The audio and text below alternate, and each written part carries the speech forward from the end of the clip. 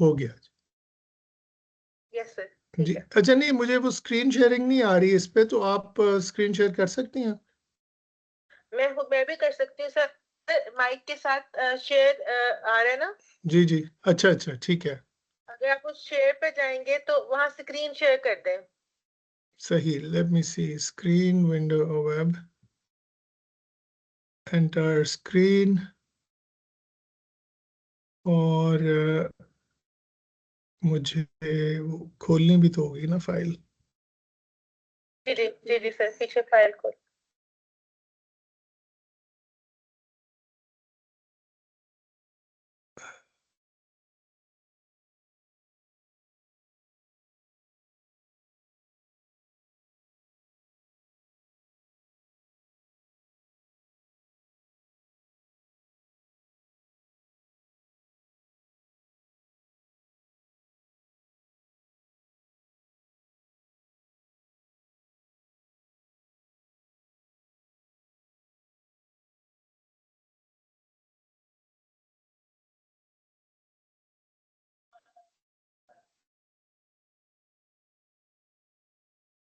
जी ये आ गई।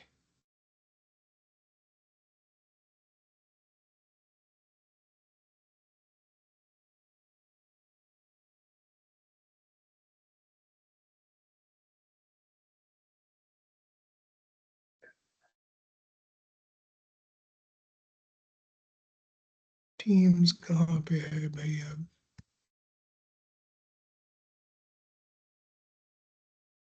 जी आपको नजर आ रही है मेरी स्क्रीन? नहीं सर, अभी तो नहीं आ रही। आपने शेयर कर दी स्क्रीन? जी मेरा ख्याल है पीएलटी ग्रुप नहीं ये तो वाला। जी जी। मैं करता हूँ फिर से कोशिश। Share screen, entire screen, also share system audio. Sir अपना ना भी करें तो ठीक है। ठीक है, और अब हो गई स्क्रीन शेयर?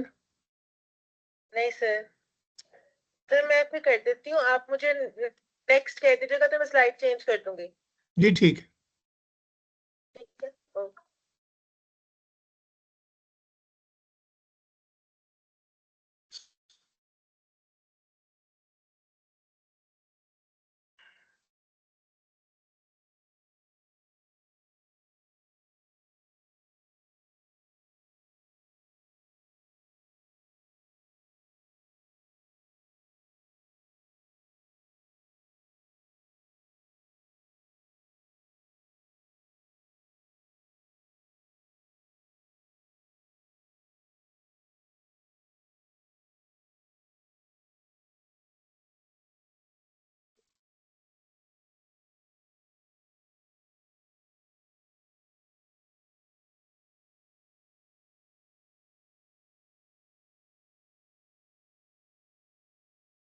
आपको स्लाइड शो हो रही है आप सबको? तो मैंने स्लाइड डिस्प्ले कर दी है। जी ठीक है, थैंक यू। अच्छा जनाब, so can I start? Yes sir. Okay, Assalamu alaikum everyone. My name is Dr. Asir Ajmal. I am the Dean of Social Sciences and Professor of Psychology at NCBANE, newly chartered as Alhambra University in Lahore. तो आज हम जनाब बात करेंगे problem solving and decision making पे। और if I can have the next slide, I will get right on to the subject. Next, please. Next. जी thank you. अच्छा ये बड़ा हो सकती है ये जो स्लाइड है यहाँ पे, इसको थोड़ा सा जूम इन अगर कर सकें तो। सर या मैंने तो फुल स्लाइड, स्क्रीन पे ही खोला खोला हुआ है। अच्छा अच्छा, ये बहुत छोटी सी नजर आ रही है, but anyway, carry speaker,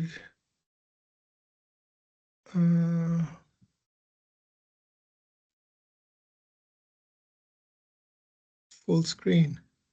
हाँ, okay. So या सबसे पहले हम जरा बात कर लें, क्योंकि हम आज जो बात करेंगे वो प्रॉब्लम सॉल्विंग और डिसीजन मेकिंग पे है. अब प्रॉब्लम सॉल्विंग और डिसीजन मेकिंग जो है वो we do that from the time we gain consciousness. हम जब छोटे बच्चे होते हैं उस वक्त से हम अपनी प्रॉब्लम्स भी सॉल्व कर रहे होते हैं और हम डिसीजन मेकिंग भी कर रहे होते हैं. तो फिर सवाल ये है कि हम ये सिखा क्यों रहे हैं आपको. एंड आपका क्या ख्याल है, हम क्यों सिखा रहे हैं? Would anybody like to answer that question chat में बेशक. कि हम प्रॉब्लम सॉल्विंग और डिसीजन मेकिंग जो है वो सिखा क्यों रहे हैं अगर if we do it all our lives.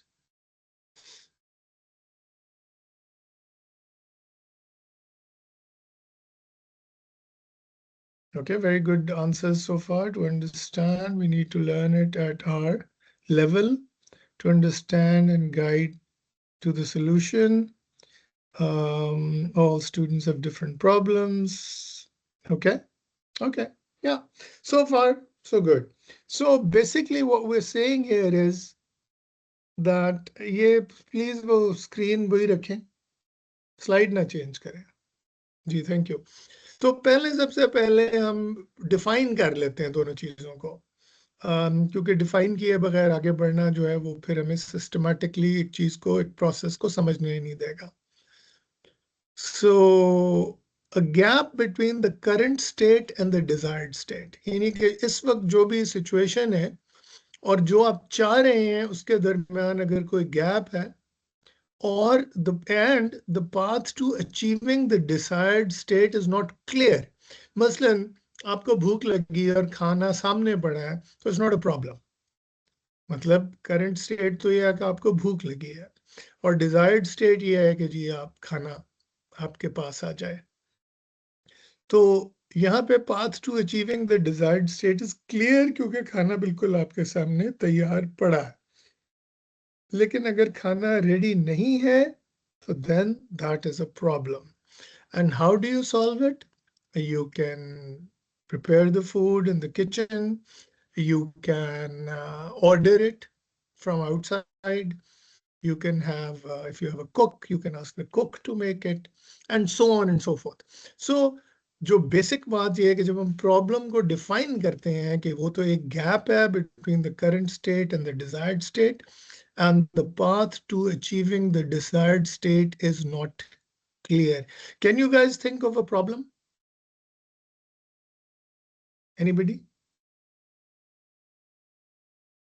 यानी एक प्रॉब्लम जो आप आजकल फेस कर रहे हो आप, और with students, yes, okay.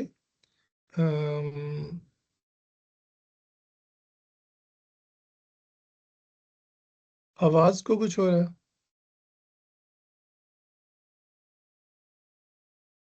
Sir आपकी आवाज बिल्कुल क्लियर है. Okay, great, thank you.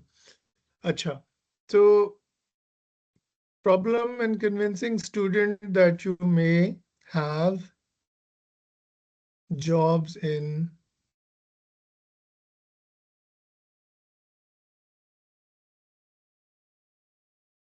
okay. So if I just follow your train of thought कि हम students को reading करने पे जब कुछ देते हैं वो reading नहीं करते, तो that's a problem. And we need to solve it. हम students को assignment देते हैं, वो assignment time पे नहीं करते, students time पे नहीं आते, वगैरह वगैरह वगैरह. So there could be all sorts of situations which are a gap between the current state and the desired state, and the path to achieving the desired state is not clear. अभी हम थोड़ा सा इसके मजीद discuss करते हैं, लेकिन पहले मैं चाह रहा था कि डेफिनेशन सबको क्लियर हो जाए. इसके दो हिस्से हैं. पहला है कि गैप है करंट स्टेट और डिजायर्ड स्टेट में, और दूसरा ये है कि the path to the desired state is not clear. I hope it is clear to everybody. तो फिर आगे चलते हैं. जी, नेक्स्ट स्लाइड प्लीज.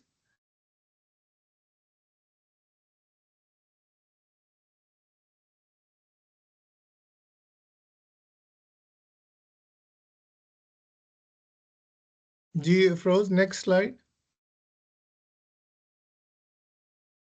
Next. जिसे मैंने कर दी अच्छा सर थोड़ा डिसीजन की टाइम लेता हूँ। डेफिनेशन जी जी जी सर आगे. Okay, so decision is a deliberate choice made between two or more possible alternatives to achieve a particular goal or outcome. अच्छा, अब प्रॉब्लम से थोड़ा सा डिस्टिंग्विश करें डिसीजन को. हमें 3, 4, 5, 6, 7 कितनी भी नंबर ऑफ ऑप्शंस हो, उनमें से जब हम चूज करते हैं 2 और मोर, so 2, 3, 4, 5, 6 and so on, 2 और मोर ऑप्शंस या अल्टरनेटिव्स में से अगर हमें कोई एक चीज चूज करनी हो किसी गोल को अचीव करने के लिए, तो उसको हम डिसीजन कहते हैं. It's a deliberate choice. अच्छा, how do we mean that? इसकी मिसाल यूं ले लें कि आपने बच्चे इंटरमीडिएट में हैं, सॉरी मैट्रिक में हैं और उन्होंने अपने सब्जेक्ट्स चूज करने हैं, करियर चूज करना है इंटर के बाद, और उसके लिए उनके पास ऑप्शंस हैं. प्री मेडिकल है, प्री इंजीनियरिंग है, आर्ट्स हैं and so on. So what people can do is that they can choose from many options. कुछ लोगों के पास चॉइस नहीं होती है, वहां हम प्रॉब्लम की बात करते हैं क्योंकि उनके मार्क्स लो हैं, तो वो फिर प्रॉब्लम सॉल्विंग होगी कि जी अब क्या करना है.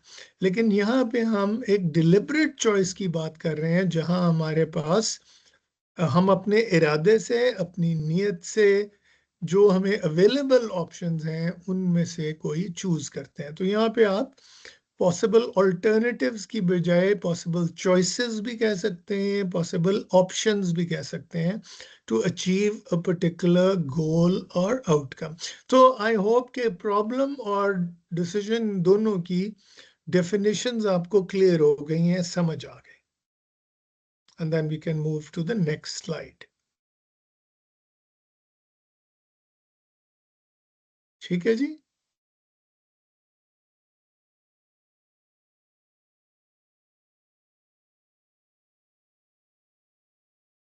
So next slide, please.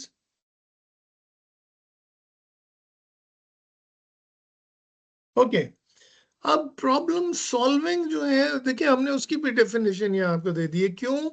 क्या हम ये चाहते हैं कि हमारे टीचर्स जो हैं, हमारी फैकल्टी जो है, वो सिस्टमैटिकली प्रॉब्लम सॉल्विंग सीखे.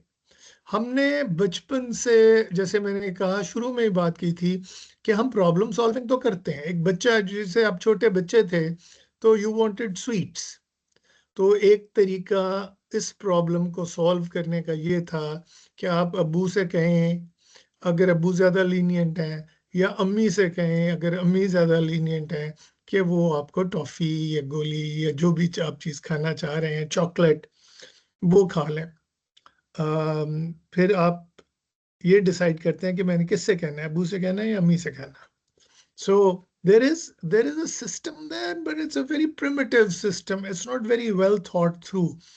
और कुछ बच्चे जो हैं वो जिद करते हैं, फिर अगर उन्हें जो चीज़ नहीं मिलती, कोई ज़मीन पे लेट जाता है, कोई चीखें मारता है, कोई चीज़ें तोड़ता है, और कुछ जो है बड़े शराफत से पूछता है, अगर नहीं कहते हैं तो वो खामोश हो जाता है और सोचता है कि मैं किसी बेहतर टाइम पे अपनी प्रॉब्लम जो है वो सॉल्व करूँगा. डिले कर देता है बाज़ों का. तो यहाँ पे हम क्या कह रहे हैं? यहाँ पे हम 3 चीज़ें कह रहे हैं कि हमें करनी है. It's a systematic process of identifying. पहले तो आइडेंटिफाई करना है कि प्रॉब्लम है क्या. ठीक है ना? मेरी डिजायर्ड स्टेट क्या है, मेरी करंट स्टेट क्या है, उनमें गैप कौन सा है. सो आइडेंटिफाइंग, देन एनालाइजिंग, और फिर देखना कि जनाब इसमें क्या चीज़ें की जा सकती हैं in order to solve, and then finally addressing the problem, actually doing something about the problem in order to remove obstacles and reach a desired solution. अच्छा, अब इसमें थोड़ी सी मैं यहाँ पे आपको एक और चीज क्लियर करूंगा कि प्रॉब्लम को एनालाइज करना भी बड़ा जरूरी है आइडेंटिफाई करने के बाद, और फिर उसे एड्रेस करना भी ज़रूरी है। लेकिन बाज़ औक़ात हम ये होता है कि प्रॉब्लम की जो क्या उसे कहते हैं एनालिसिस में इतना फंस जाते हैं कि उसको हम आमतौर पे कहते हैं कॉर्पोरेट लैंग्वेज में एनालिसिस पैरालिसिस, कि बस एनालिसिस ही करते रहते हैं और कदम नहीं उठाते। तो जो एड्रेसिंग द प्रॉब्लम है वो जल्दी आ जाना चाहिए, वरना बाज़ औक़ात प्रॉब्लम बढ़ जाती है या हमारे काबू से निकल जाती है। सो we should remember that yes, we should identify the problem, we should analyze the problem and then we should address it. लेकिन हम कहीं analysis paralysis में फंस ना जाए. All right. So decision making. Decision making is the process of evaluating available options and selecting the most appropriate course of action based on goals, information, and potential consequences. अब decision making अगर मैं इस definition को इस्तेमाल करके थोड़ा explain करूं कि जी एक बच्चे ने फैसला करना है कि जी मैंने बनना क्या है, करियर डिसीजन, और मुझे यकीन है कि आप में से अक्सरियत जो है उसने ये डिसीजन फेस किया होगा मैट्रिक इंटरमीडिएट के ज़माने में कि मैंने आगे क्या बनना है। और मैं इस बात पे भी शर्त लगाने को तैयार हूँ कि इस डिसीजन मेकिंग में आपका हाथ बहुत कम होगा, ये ज़्यादा डिसीजन आपके पेरेंट्स ने किया होगा। और वो पेरेंट्स की जितनी नॉलेज होती है करियर के बारे में, ये ऑप्शंस, वो एक चीज़ पे बेस्ड होती है जिसे मैं कहता हूँ स्कोप। और ये स्कोप एक बहुत एक नॉनसेंस किस्म का वर्ड है जो मेरी रिसर्च ये बताती है कि उनके पास 5 करियर ऑप्शंस होती हैं, पेरेंट्स के पास 5 या 6 ज़्यादा से ज़्यादा। और उसमें एक होती है मेडिसिन, एक होती है इंजीनियरिंग, फिर साथ कंप्यूटर साइंस, CSS, और कुछ अरसे तक MBA भी थी, अब ज़रा लोगों ने छोड़ दिए।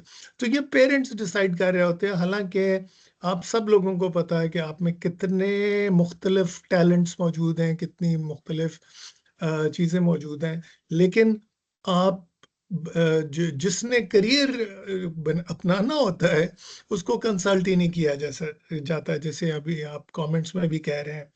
So parents try and choose from these 5 or 6 options that they want and they don't realize कि बच्चे का talent क्या है, बच्चे का interest क्या है, उसके अंदर potential क्या है. So you guys never make that decision. The decision is made by parents. लेकिन अगर आपके पास decision होता तो एक मुश्किल decision होता, क्योंकि ये हो सकता है कि आपके interests, आपके goals जो हैं वो उनके गोल से मुख्तलिफ हों और उनके अपने टैलेंट से मुख्तलिफ हों। So it is the process of evaluating available options कि आपने अब इवेल्युएट करना है कि जी मैंने FSC करनी है, प्री मेडिकल करना है, प्री इंजीनियरिंग करना है, आर्ट्स में जाना है, कंप्यूटर साइंस के साथ कुछ करना है। अब तो और भी ऑप्शंस मेरे ख्याल गवर्नमेंट इंट्रोड्यूस कर रही है। So and selecting then the most appropriate course of action based on goals. अब एक बंदे का गोल है कि जी खानदान जो है वो कोर्ट कचहरी और इन चीज़ों को मैनेज कर सके, तो वो बच्चे को पुलिस में डालने की कोशिश करेंगे। अगर किसी का गोल है कि जी अदालतों के साथ डील करना है, ज़मीनें हैं, हमारी जायदादें हैं, तो वकील भी बना सकते हैं। लेकिन अगर शहरों की मिडिल क्लास है तो उनके पास डॉक्टर डॉक्टर डॉक्टर और इसके अलावा उनका कोई गोल नहीं होता। बच्चों के अपने गोल्स क्या हैं कि वो जी आर्टिस्ट बनना चाह रहा है, कोई टीचर बनना चाह रहा है, कोई और उसके पास टैलेंट है, म्यूजिशियन है वगैरह। तो उनके गोल्स को कंसिडर नहीं किया जाता। लेकिन अगर आप डिसीजन अब एज टीचर्स कर रहे हैं, एज फैकल्टी कर रहे हैं, तो यू शुड बी अवेयर कि आपका डिसीजन जो है, आपके पास जो ऑप्शंस हैं आपके गोल से कितनी मैच कर रही हैं। That is the first criteria. फिर अवेलेबल इंफॉर्मेशन, गोल तो है लेकिन क्या वो रियलिस्टिक है। एंड देन पोटेंशियल कॉन्सिक्वेंसेस कि जब आप वो गोल अचीव कर लेंगे उस डिसीजन को ऑप्ट करने के बाद, तो उसके और नताइज क्या हो सकता है। एक तो गोल बजाते खुद अचीव होगा या नहीं होगा, लेकिन अगर होगा तो what might be other consequences or results of your decision? उससे मुख्तलिफ स्टेक होल्डर्स पे क्या फर्क पड़ेगा, उससे मुख्तलिफ लोगों पे क्या असर पड़ेगा, वगैरह वगैरह. ऑलराइट, सो अभी हम डेफिनेशन से आगे चलते हैं, देखते हैं कि आगे. Next slide please.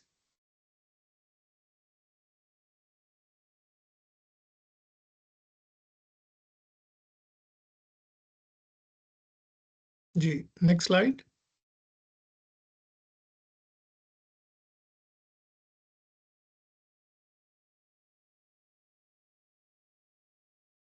Alright, so पहली बात यहाँ पे जो आपको मैं बताने लगा हूँ वो ये है कि problem solving and decision making uses the same thinking tools. They use the same thinking tools. कैसे?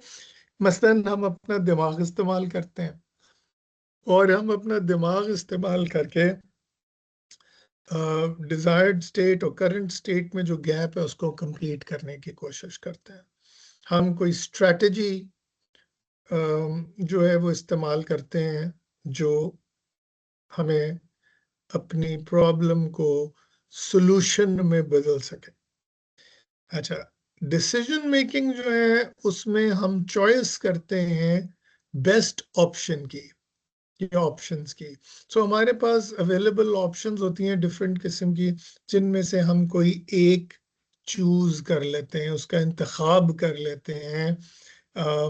सो but the same kind of thoughts are used.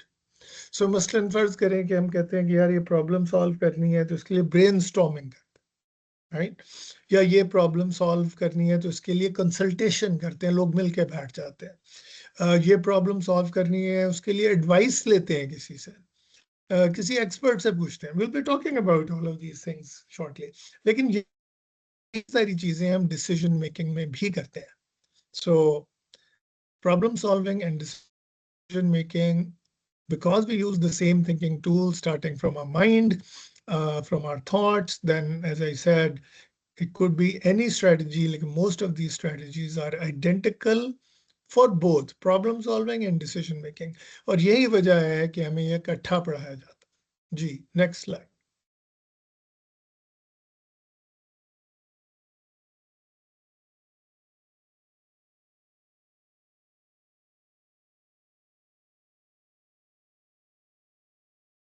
Okay, so अब आपके सामने एक प्रॉब्लम है.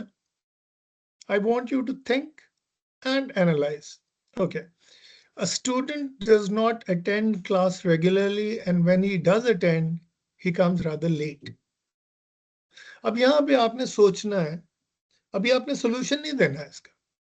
No solutions please. आपके ख्याल में इसके पीछे रियल अंडरलाइंग प्रॉब्लम क्या हो सकती है? इसका कोई सही जवाब नहीं है मेरे सवाल का.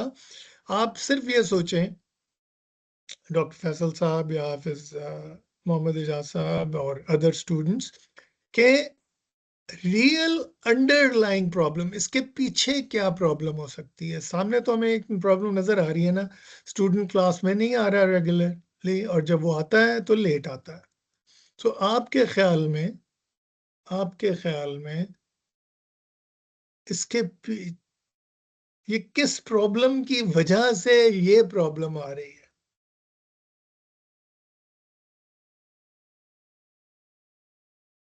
जी, अच्छा, एक जो है अंडरलाइंग आपने बताया कि नॉन सीरियस है, एक ने कहा लेस मोटिवेटेड है. अच्छा, और लेस मोटिवेटेड क्यों है? Let's put it this way, what might be the real underlying problem? Transport, very good. Transport issues हो सकता है. सम डोमेस्टिक इश्यूज, घर में कोई मसाइल हो सकते हैं. Very good. Interest is not created well, कि टीचर ने जो है क्लास को इंटरेस्टिंग नहीं बनाया, ये भी हो सकता है. Lack of interest in current study, हो सकता है कि जो वो तो पेरेंट्स ने भेजा ना जिधर भी, तो अब उस कोर्स में या उस सब्जेक्ट में कोई उसका इंटरेस्ट नहीं है. वो हो सकता है कि इवनिंग कोचिंग की वजह से देर से सोया हो, थका हुआ हो और इसलिए फिर सुबह कॉलेज ना आता हो, यूनिवर्सिटी ना आता हो. सो तो first thing we have to do is, जब हम एक प्रॉब्लम को सॉल्व करना चाहते हैं तो we need to think and analyse, क्या प्रॉब्लम वही है जो हमें सरफेस पे नजर आ रही है, या उसके अलावा there may be some underlying issues. So I think we need to be clear कि प्रॉब्लम है क्या, राइट? असल प्रॉब्लम क्या है, as opposed to what just appears on the surface. Online work till late night जैसे बड़े अच्छी ज़हीर साहब ने सजेस्ट किया यहाँ पे कि वो बहुत से लोगों को हम इनकरेज कर रहे होते हैं एक्चुअली, स्टूडेंट्स को, कि जी ऑनलाइन काम कर लो, अपने पैसे बना लो, अपनी फीस वगैरह अफोर्ड कर लो. लेकिन उसका फिर एक इफेक्ट ये भी हो सकता है. तो अच्छा, ये भी बड़ा अच्छा है कि जी वही बताएगा, कि आप पूछेंगे तो बता देगा. हो सकता है जिस तरह आप जिस तरह से पूछेंगे हो सकता है कि वो बता दे. तो alright, so think and analyze the problem. It may be more than um, what appears on the surface. G, next slide, please.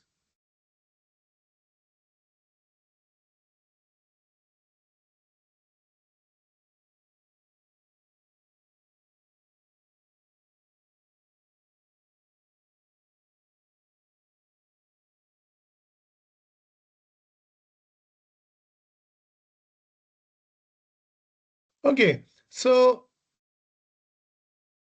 should a teacher coming habitually late to class be punished?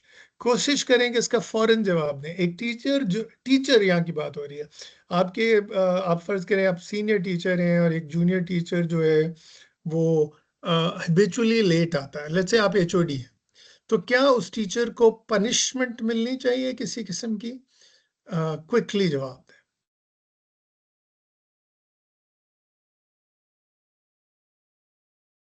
Yes, he should be made accountable. जी बिल्कुल देनी चाहिए. कोई कह रहे हैं warning, कोई कह रहे हैं नहीं देनी चाहिए. ओके, और कोई कह रहे हैं फैसिलिटेट करें मैनेज करने में. कोई कोई कह रहे हैं मजीद एनालाइज. अभी हमने ये नहीं करना कि हैबिचुअल है या नहीं है. मैंने सिर्फ एक क्वेश्चन आपके सामने रखा है, इसका क्विक आंसर मुझे चाहिए. Okay, so should be censured. Okay, वगैरह वगैरह वगैरह. Alright, so habitual should be, अगर हैबिचुअल है तो कह रहे हैं पनिश करना चाहिए. और कुछ लोग कह रहे हैं बिल्कुल नहीं करना चाहिए, कुछ लोग कह रहे हैं करना चाहिए.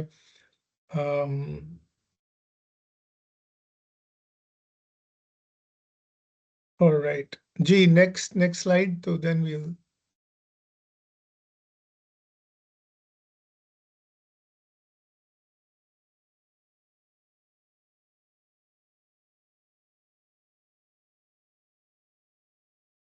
जी next slide so that I can address this.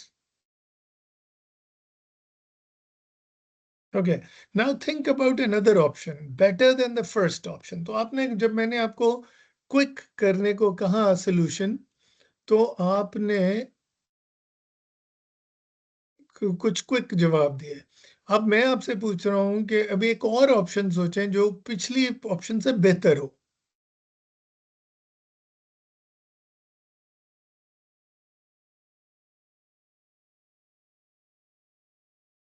Listen to him and ask what is the issue.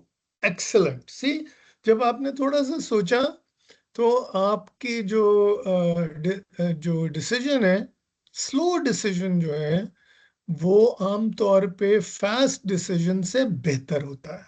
आमतौर पे, I am not saying always, लेकिन क्योंकि स्लो डिसीजन में हम थोड़ा सा कंसिडर करते हैं. स्लो का ये मतलब नहीं है कि आप एक साल लगा दें.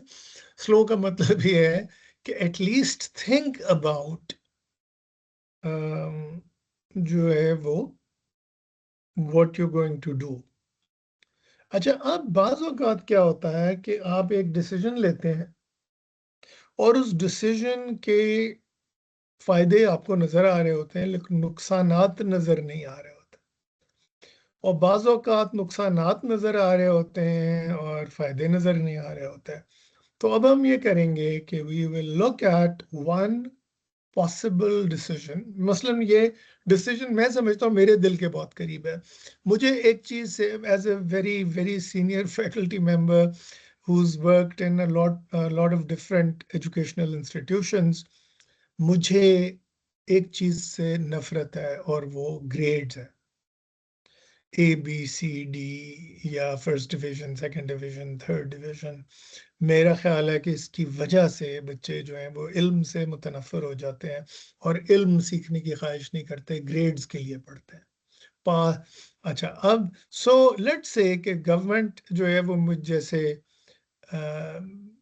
शरारती प्रोफेसर की बात मान लेती है और government decides to abolish grades and make final course evaluations into just pass fail।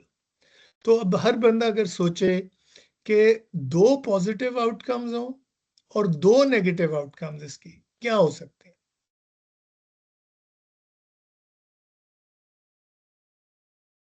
यानी अगर हम ग्रेड्स अबॉलिश कर देते हैं, सिर्फ पास फेल कर देते हैं क्लासेस को, तो इसके दो पॉजिटिव रिजल्ट्स क्या होंगे और दो नेगेटिव रिजल्ट्स क्या हो सकते हैं।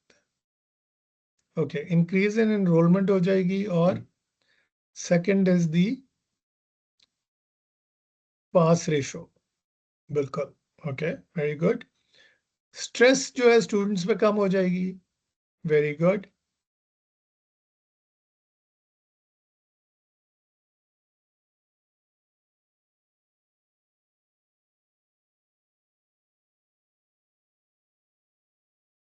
कॉपरेशन बढ़ेगी among students. Very good,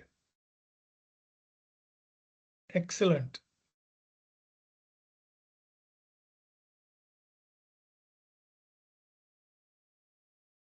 okay, कुछ तेज तेज जा रही हैं आगे, but it's okay. Core skills भी सीख लेंगे। More students will pass the exams, results will be better. कोई नेगेटिव भी बताए ना, इसके नेगेटिव असरात भी तो होंगे, तभी तो हम कर नहीं रहे शायद।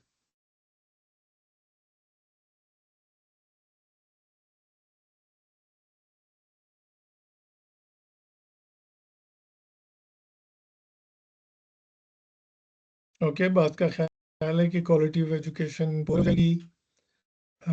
हो सकता है कि लोग एफर्ट्स कम कर दें, सिर्फ पास ही होना है, तो जो मेहनती लोग हैं वो काम करना बंद तो नहीं करेंगे, कम कर देंगे, मेहनत कम कर देंगे। लेस डिजर्विंग स्टूडेंट्स में पास। Okay, that's an option. Good and bad becoming equal. ज़हीन लोग भी सुस्त हो जाएंगे।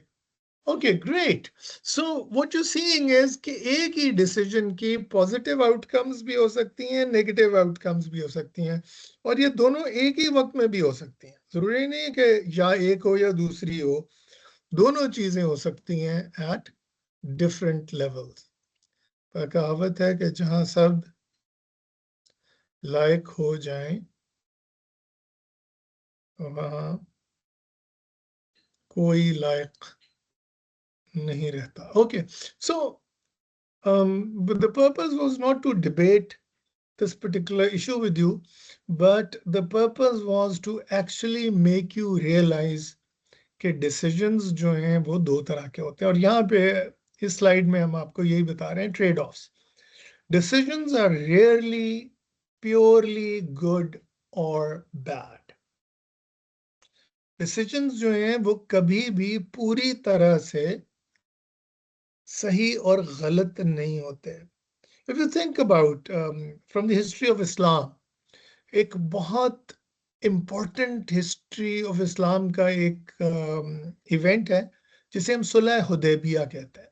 अच्छा, अब सुलह हुदैबिया में कुछ शराइत जो है कुरैश की वो इतनी सख्त थी कि मैनी सहाबा कराम रजी अल्लाह ताला अन्हुम were opposed to the Sulh Hudaybiyah and they didn't want those particular conditions। लेकिन लेकिन हमें मालूम है कि तारीख को अगर हम देखें तो उसके बड़े फवायद थे जो कि उस वक्त कई लोगों को नजर नहीं आ रहे थे, कि इस्लाम फैलने में आसानी हो गई, तबलीग में आसानी हो गई, लोग जो हैं वो मुख्तलिफ कबाइल जो थे जौक दर जौक इस्लाम में शामिल हो गए, तो इवन दो कुछ शराइत सख्त थी,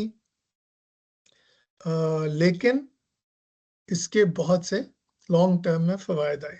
सो decisions are rarely purely good और बैड, प्योरली गुड और प्योरली बैड कोई भी डिसीजन नहीं होता। Consequences vary across people and time, जैसे मैंने सुलह हुदैबिया की मिसाल दी कि उस वक्त तो लग रहा था कि काफी तकलीफ दे सुलह, लेकिन अक्रॉस टाइम क्या हुआ कि उससे फिर फतह मक्का पॉसिबल हुई। और सूरह फतह में जो सुलह हुदैबिया के वक्त प्रोफेसरी कर दी गई कि इन्ना फतहना लका फतहम मुबीना, कि हमने आपको वाज़े फतह अता की, और ये सुलह हुदैबिया के वक्त ही प्रिडिक्शन आ गई थी। So consequences vary across people and time.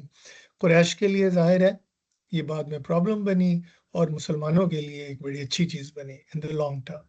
So different लोगों के लिए नताइज डिफरेंट होते हैं, और डिफरेंट औकात में, डिफरेंट वक्त में डिफरेंट होते हैं। अच्छा, so good decisions making involves anticipating trade offs. तो अच्छा, जब भी आपने पॉजिटिव या गुड डिसीजन मेकिंग करनी है तो आपने दोनों को कंसिडर करना है, दोनों चीजों को कंसिडर करना है कि जी इसके पॉजिटिव इफेक्ट्स क्या होंगे, नेगेटिव इफेक्ट्स क्या होंगे। पॉजिटिव इफेक्ट्स किस किस पे होंगे और नेगेटिव इफेक्ट्स किस किस पे होंगे, और पॉजिटिव इफेक्ट्स कितनी देर के लिए होंगे और नेगेटिव इफेक्ट्स कितनी देर के लिए होंगे, शॉर्ट टर्म में, लॉन्ग टर्म में, and so on. So good decision making will always require some kind of trade-off. All right. अब यहाँ पे टाइमिंग का इशू भी है। Think of a situation where delaying a decision made things worse. अपनी life में से, अपने करियर में से कोई ऐसा टाइम सोचें कि जब आपने फैसला करने में आपने देर की हो, तो उसके नतायज, आपने या किसी और ने फैसला करने में देर की हो तो उससे नतायज और गड़बड़ हो गए।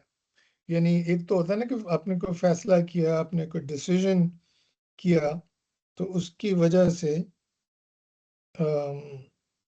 क्या उसे कहते हैं, नतायज बुरे हुए, लेकिन यहाँ आपने फैसला किया ही नहीं और उसकी वजह से सूरत हाल खराब हो गई। प्लीज थिंक ऑफ सिचुएशन जहां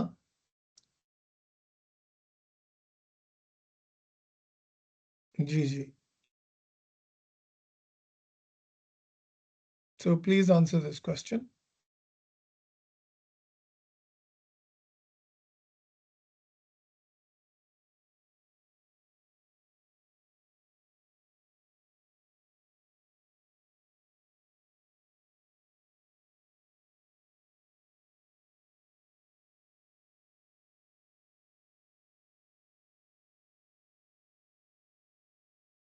okay, very good.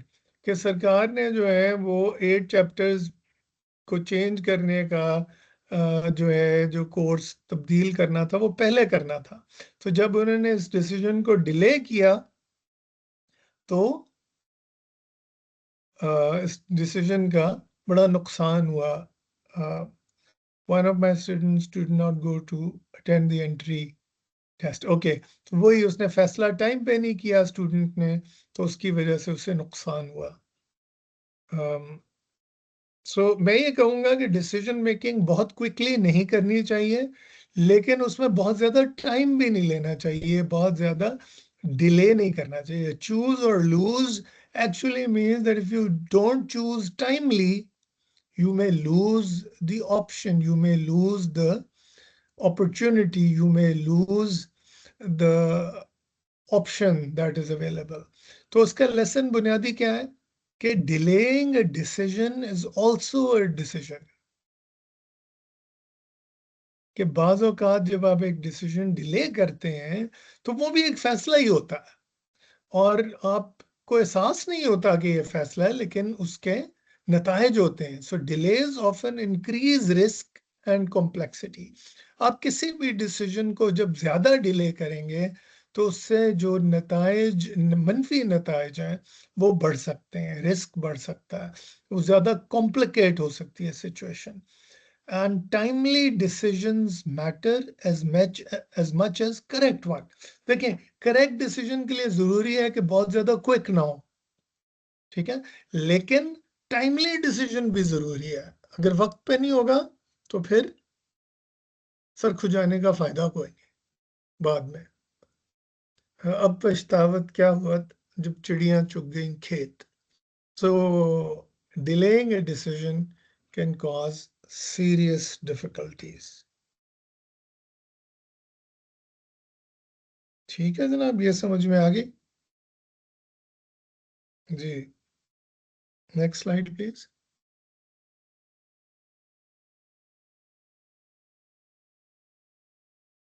Okay, so situational analysis, systematically understand the current situation, constraints, and influencing factors before taking action.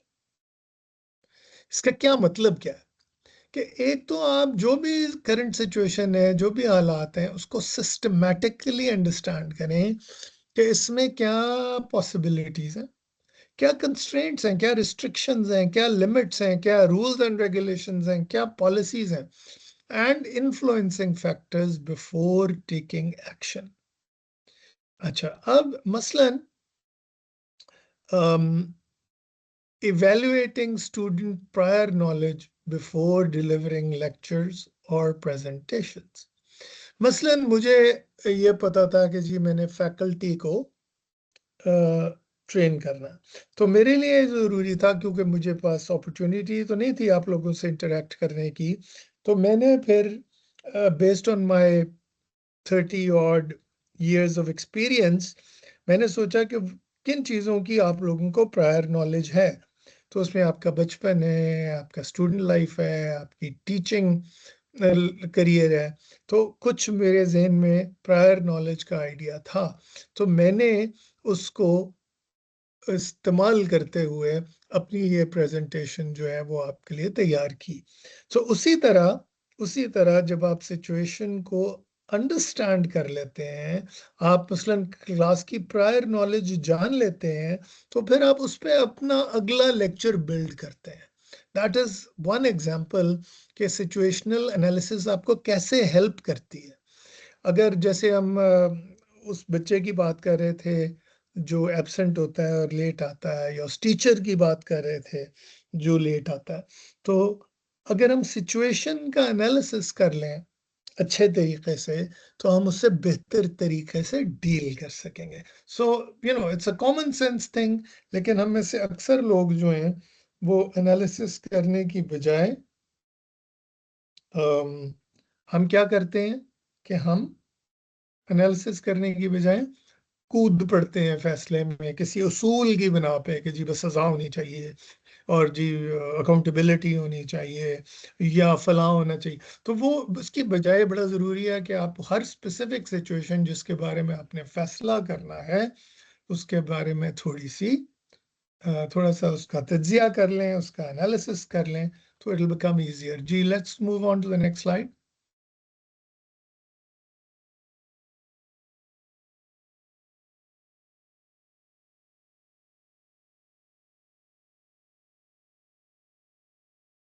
Ji next slide.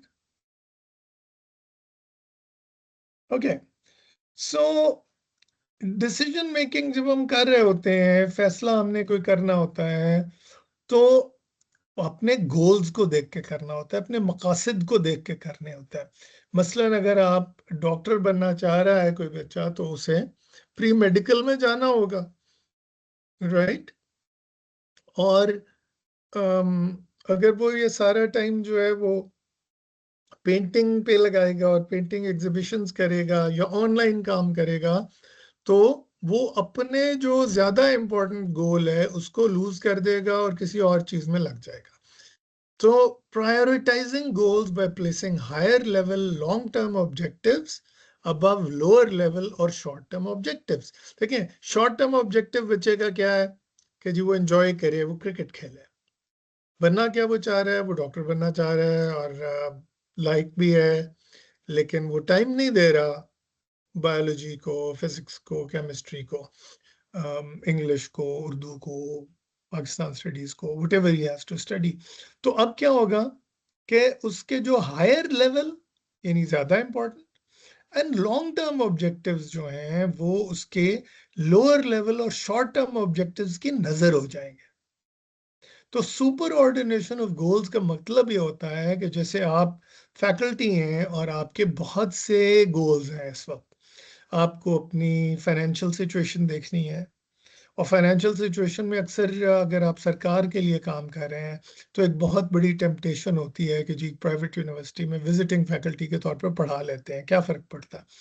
अच्छा, अब उससे होता तो ये है कि एक तरफ आप की इनकम बढ़ जाती है, लेकिन दूसरी तरफ एक एथिकल प्रिंसिपल कॉम्प्रोमाइज हो जाता है कि आप अपना जो तन मन धन जो है अपनी सरकारी नौकरी को देने की बजाय आप क्या उसे कहते हैं, एक अखलाकी कदर भी सेक्रीफाइस कर देते हैं, कमिटमेंट सेक्रीफाइस कर देते हैं, और अपने जो गवर्नमेंट के स्टूडेंट्स हैं आपके उनको मुनासिब टाइम भी नहीं दे पाते। और हो सकता है कि इससे आपके घर की जिम्मेदारियां भी इफेक्ट होती हों, even though financially it might be better. So super ordination of goal, focusing on, जैसे मैंने यहाँ पे एक एग्जांपल दिया है, focusing on deep learning outcomes rather than only completing the syllabus। अब ये बहुत बड़ा चैलेंज होता है, खास तौर पे इंटरमीडिएट में। मैंने देखा है कि जी टीचर्स कह रहे हैं मैंने सिलेबस कवर करवाना है। अच्छा, वो सिलेबस कवर तो हो गया लेकिन स्टूडेंट्स को कुछ समझ नहीं आई, ना उनका कोई इंटरेस्ट उसमें डेवलप हुआ, तो वो डीप लर्निंग आउटकम्स नहीं बने। मैं आपको खास तौर पे ये बताता हूँ, ये प्रॉब्लम आती है उर्दू और इंग्लिश में। प्लीज स्लाइड वो पीछे रखें वापस। हाँ, तो इसकी मिसाल ऐसे मैं आपको देता हूँ कि उर्दू में शेर कुछ अशार दिए हुए हैं और उन अशार की तशरीह सिखानी है स्टूडेंट्स को। अच्छा, मकसद ये है कि स्टूडेंट्स को शायरी पढ़नी आ जाए, शायरी समझ आ जाए, और वो किसी शेर की सियाक व सबाक के साथ तशरीह करने के काबिल हो जाए। हम कराते क्या है, क्योंकि हमने बहुत सा सिलेबस करवाना होता है, स्टूडेंट्स की उर्दू इतनी अच्छी नहीं होती, ना हमारी अपनी उर्दू इतनी अच्छी नहीं होती, और हम क्या करते हैं, बच्चों को तशरीहें रटानी शुरू कर देते हैं। अच्छा, जब हम तशरीह रटाते हैं तो वो इतनी नॉनसेंस किस्म की चीज़ हो जाती है कि उसका कोई फ़ायदा नहीं होता, सवाए इसके कि स्टूडेंट्स शायद अगर उनका रट्टा अच्छा है तो मार्क्स अच्छे ले लें, और अगर रट्टा अच्छा नहीं है तो उनके मार्क्स तबाह बर्बाद हो जाते हैं। सो जस्ट रिमेंबर कि वी नीड टू अंडरस्टैंड कि जब हम पढ़ा रहे हैं तो we need to focus on deep learning outcomes rather than only completing the syllabus. Completing the syllabus जो है शॉर्ट टर्म ऑब्जेक्टिव है और लोअर लेवल ऑब्जेक्टिव है, जबकि एक हायर लेवल ऑब्जेक्टिव जो है वो ये है कि जी बच्चे को ऐसे लिखना आ जाए। लोअर और लेवल क्या है कि बच्चा एक ऐसे रट ले। अच्छा, then we come to cost analysis of goals. मसलन कि अगर मैंने यहाँ बताया कि तीन चीजें हैं। कोई भी गोल हमने अचीव करना है, उसमें कितना टाइम लगेगा, मेहनत कितनी लगेगी, एफर्ट, एंड रिसोर्सेज कितने लगेंगे। अच्छा, अब मैंने फर्ज किया, मैंने सोचा कि यार मैं 4 क्विज देता हूँ अपने कोर्स में, तो क्यों ना मैं 8 कर दूं।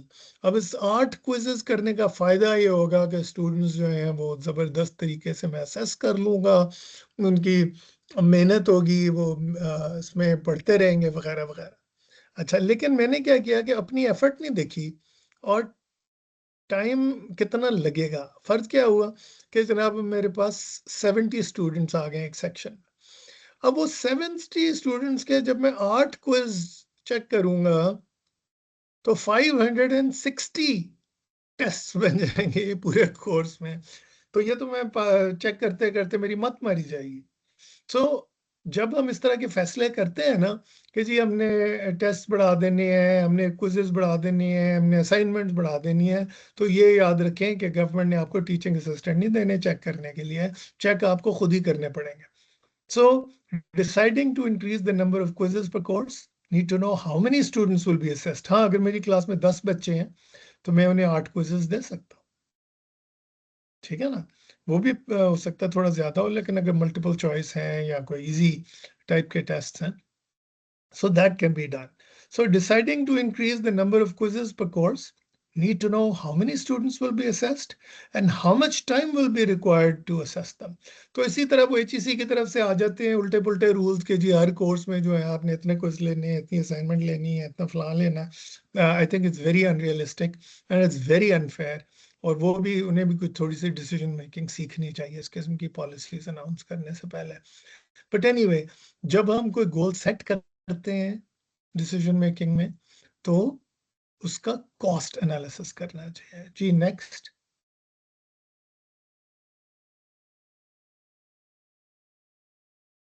Next slide please.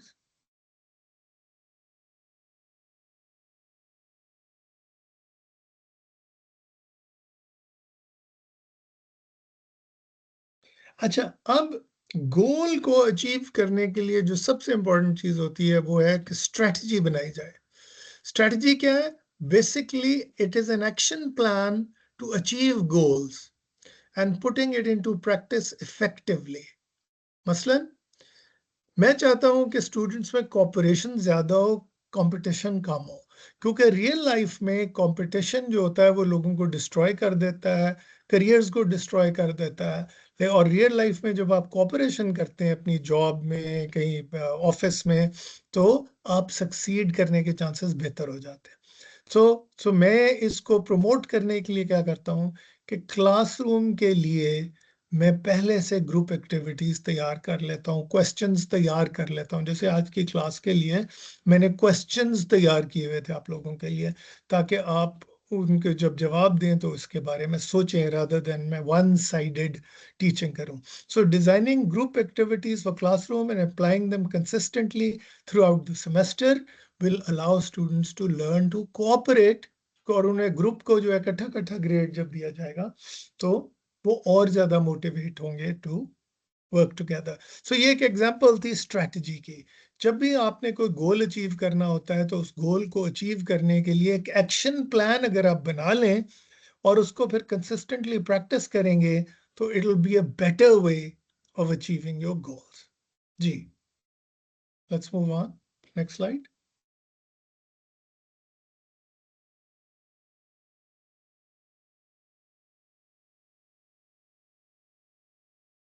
जी नेक्स्ट स्लाइड.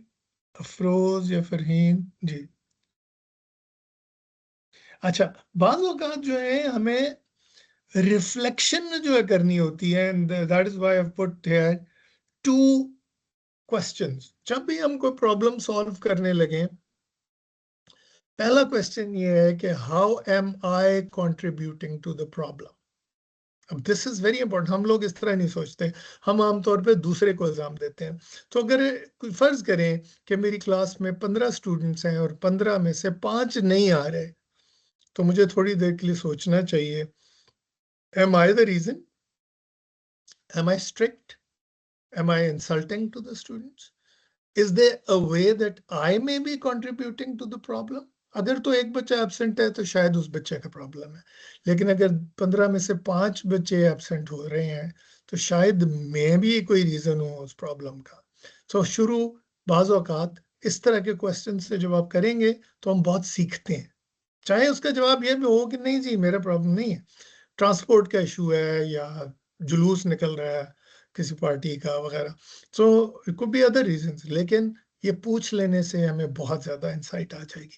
इसी तरह can I look at this problem from the other persons perspective.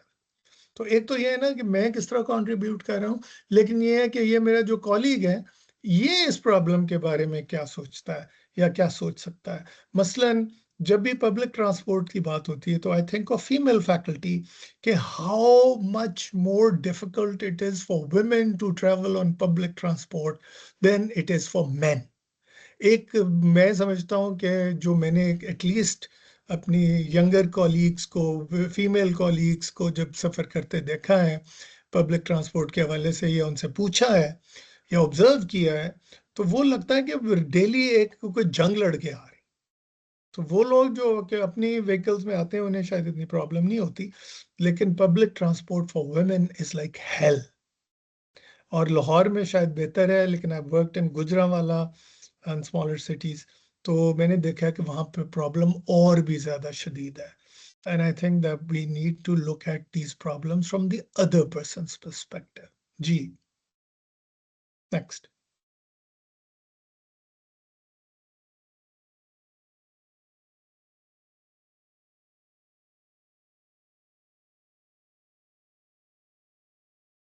Okay, so flexibility is always important. Flexibility in problem solving and decision making is always important, especially where teamwork is involved.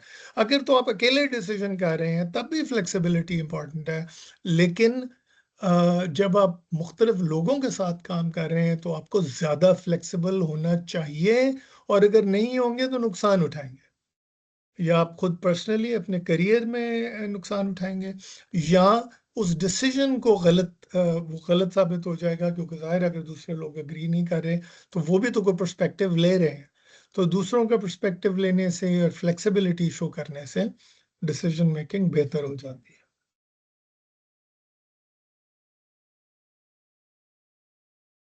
Ji.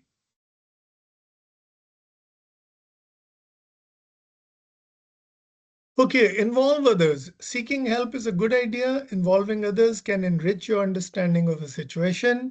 Seniors can usually suggest more conventional and proven solutions. Colleagues might suggest new ways of doing things. अच्छा, तो कभी भी इस बात से ना घबराएं कि जी मुझे हेल्प लेनी पड़ेगी. हेल्प लेनी चाहिए, हेल्प के बगैर हम सर्वाइव ही नहीं कर सकते. तो अगर हम सीनियर से, मसलन फर्ज करें हम कोई बड़ा नया आइडिया लेके आए हैं, तो इट्स अ गुड आइडिया कि हम सीनियर से डिस्कस करें, क्योंकि वो बताएंगे कि इसके नुकसानात क्या हो सकते हैं. और अगर हम कोई कन्वेंशनल चीज़ वापस लाना चाह रहे हैं तो जूनियर कॉलीग से भी कंसल्ट कर लें, क्योंकि वो हो सकता है हमें नए तरीके बताएं डूइंग थिंग्स के. सो दोनों चीज़ें जो है वो हमें करनी चाहिए, सीनियर से भी कंसल्ट करना चाहिए और जूनियर से भी कंसल्ट करना चाहिए. इससे हमें दोनों तरह के पर्सपेक्टिव्स मिलते हैं, new ways of doing things के भी और रिवायती जो तरीके हैं उनके भी, और दोनों में विजडम होता है. तो मैं ये नहीं समझता कि सिर्फ जो है वो new kinds of things should be done or old things should be removed. A lot of old things are very useful. A lot of conventional teaching strategies are very useful and they are proven. So दोनों के दरमियान balance करने के लिए help लेनी चाहिए. जी. Next.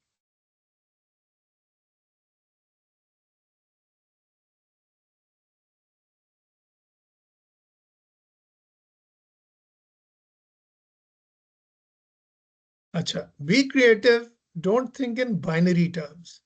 Things aren't always black and white. Learn to think in new ways, come up with novel solutions. So हमेशा ये नहीं होना चाहिए कि जी हमने ये करना है या वो करना है, ब्लैक करना है या वाइट करना है. What about gray? What about red, yellow, purple, pink? So हमेशा जो है कि या सजा देनी है या प्यार करना है. There could be a middle way, there could be a new way, there could be a third way. So learn to think in new ways, come up with novel solutions. Since time is short, I will just ask you to move on to the next slide.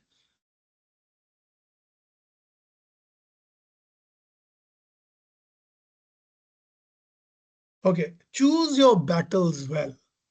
Not everything is worth fighting for. हमें जिंदगी में, career में बहुत सारी ऐसी जगह आती हैं जहां पे हम दूसरों से इख्तिलाफ करते हैं. ये जब हम मिलकर काम करेंगे तो इख्तिलाफ होगा, इख्तिलाफ राय होगा. अच्छा, अब जरूरी ये है कि ये समझ जाएं कि हर चीज पे लड़ाई नहीं कर लेनी, हर चीज को हक व बातिल का मार्का नहीं बना लेना. Make sure you don't spend too much energy, time and effort on something minor और trivial. You should reserve these for more important decisions or solutions. Not everything deserves your passion. कि कुछ फैसले हैं जिन पे आप लड़ाई ले सकते हैं, जिन पे आप स्टैंड ले सकते हैं. लड़ाई बेहतर लफ्ज नहीं है, स्टैंड ले सकते हैं. और I think it's a very good idea कि कुछ चीज़ों पे स्टैंड लेना चाहिए.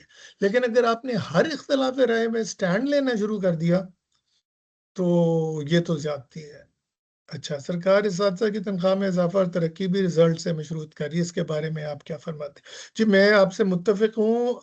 ये तो बहुत ज्यादती है, और इस्तीदा की तनख्वाह जो है वो इस्तीदा तो कौम के मेमार हैं, उनकी तनख्वाहें मेरे ख्याल में बाकी सारे प्रोफेशन से बेहतर होनी चाहिए। Can we move on to the next slide? जी, डिसीजंस आर नेवर परफेक्ट। आपको याद है डिसीजंस में ट्रेड ऑफ होता है, डिसीजंस में गुड आउटकम्स भी होते हैं, नेगेटिव आउटकम्स भी होते हैं। Choose carefully but choose anyway. No decision is hardly ever perfect. Life is full of difficult decisions and choices. Self-evident. Let's move on to the next. I think we are approaching the end.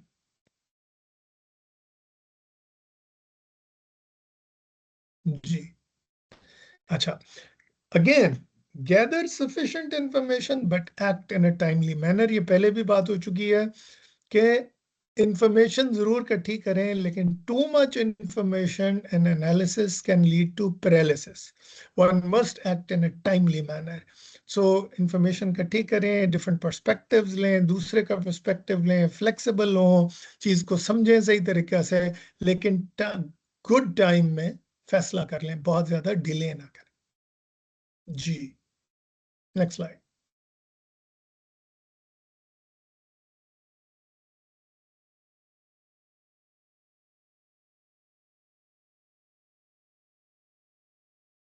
Ji, next slide. Okay, सो ये चीज भी याद रखनी जरूरी है, not all problems can be solved.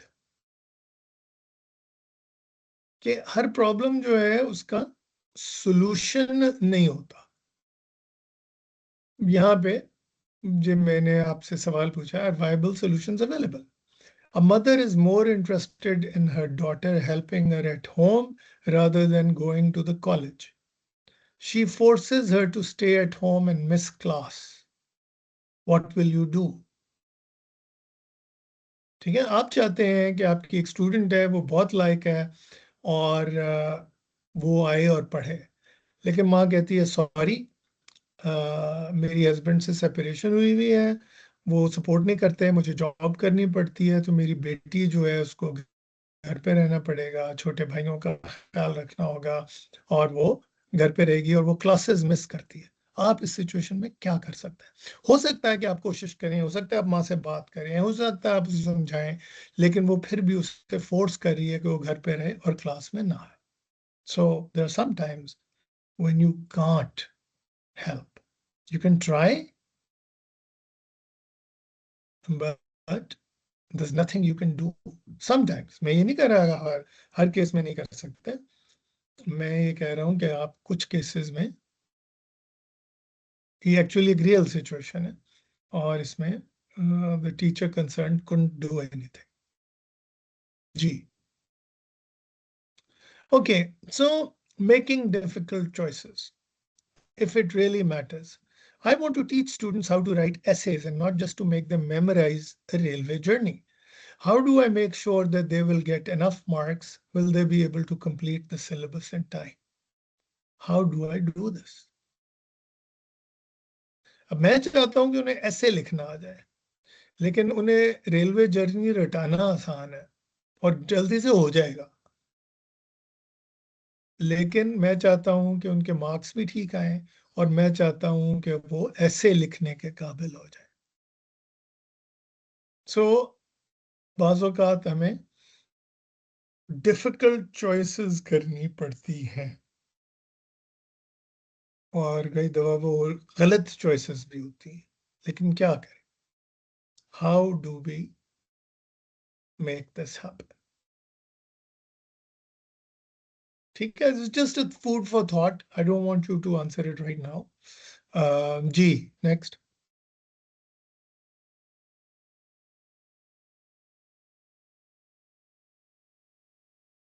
Ji, next slide.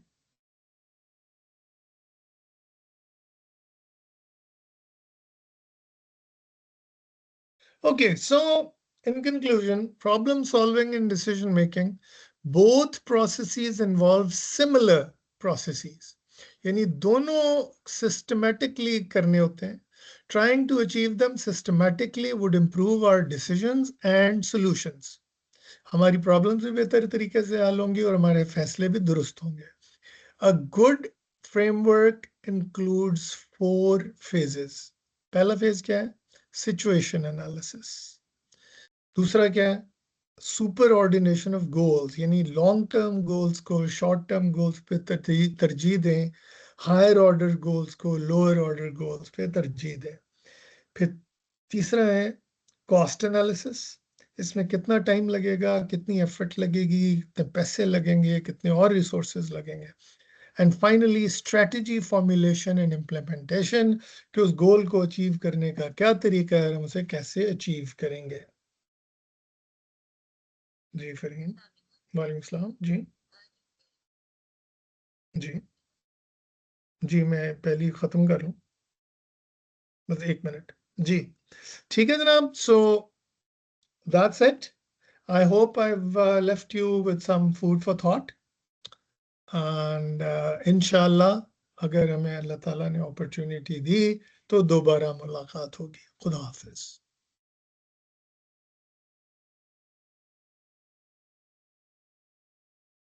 आपको भी. सलाम. आमीन.